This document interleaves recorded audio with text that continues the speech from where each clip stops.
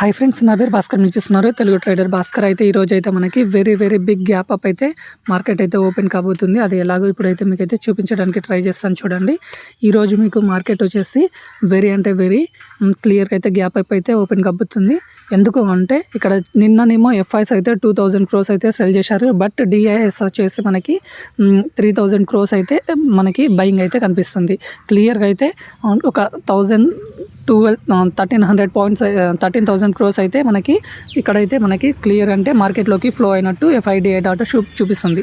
అదేవిధంగా మనకి gift Nifty వచ్చేసి మనకి రైట్ నౌ వచ్చేసి 94 పాయింట్స్ అయితే గ్యాప్ అప్లో అయితే కనిపిస్తుంది. నౌ 29 జనవరి 7:41 టైం వచ్చేసి. సో ఇది వెరీ క్లియర్ అనమాట. ఇక్కడ మనకి ఐటీసీ Q3 ప్రివ్యూ కూడా మనకి పాజిటివ్గానే వచ్చింది. సో నికెల్ స్టాక్స్ కూడా చూడండి, ఇక్కడ మీకు 347 పాయింట్స్ అయితే వెరీ బిగ్ గ్యాప్ అప్లో ఉన్నాయి. సో ఈరోజు మనకి క్లియర్ అయితే గ్యాప్ అప్లో